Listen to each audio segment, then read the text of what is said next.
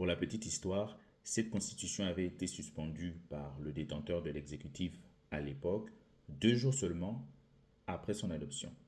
Allez-y savoir pourquoi.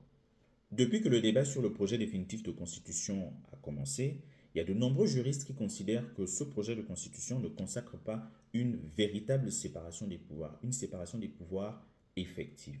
Mais qu'est-ce qui permet à ces juristes de le penser? Je me permets aujourd'hui de te donner quelques éléments. Déjà, il faudrait peut-être qu'on commence par savoir ce que c'est que la séparation des pouvoirs. Alors, ce n'est pas moi qui invente la définition de la séparation des pouvoirs, ni d'autres juristes d'ailleurs. C'est un grand principe qui existe en droit constitutionnel depuis très longtemps, depuis notamment l'époque de Montesquieu. Donc, nous n'allons pas réinventer la roue. Dans tous les régimes qui s'estiment être démocratiques, dans tous les régimes qui estiment qu'ils sont des États de droit, la séparation des pouvoirs, c'est un principe qui a pour objectif de prévenir l'abus des pouvoirs. Et pour atteindre cet objectif, ce principe va poser 3 critères qu'il faut absolument respecter. Le premier critère veut que le pouvoir ne soit pas confié qu'à un seul organe, mais à plusieurs organes. C'est pour ça qu'il faut un pouvoir exécutif, un pouvoir législatif et un pouvoir judiciaire. Ce premier critère me semble être respecté par le projet, puisqu'en effet, on nous parle de 3 organes, de l'exécutif, qui serait dirigé exclusivement par le président de la République si jamais ce projet était adopté, le législatif composé de l'Assemblée nationale et du Sénat, et le judiciaire composé des tribunaux et des cours. Deuxième critère, chaque pouvoir doit avoir une fonction différente, une fonction propre.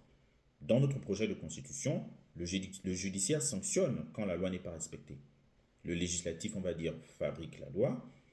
Et l'exécutif détermine et conduit la politique du pays.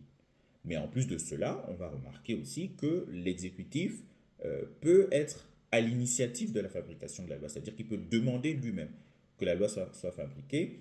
Et même parfois, il peut lui-même fabriquer la loi. Notamment par le mécanisme de l'ordonnance, article 99, ou par le mécanisme de l'ordonnance spéciale lorsqu'il s'agit du budget, article 96.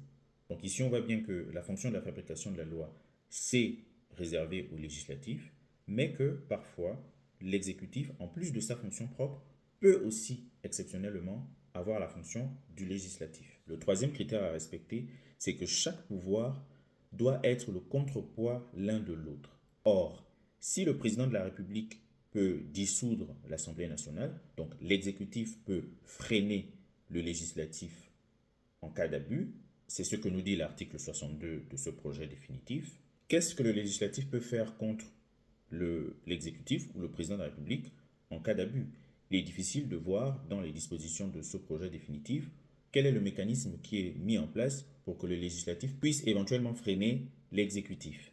Si vous connaissez un peu l'histoire du Gabon, notamment l'histoire constitutionnelle du Gabon, vous saurez qu'en novembre 1960, lorsque le pays est devenu une république indépendante, nous avons adopté notre première constitution.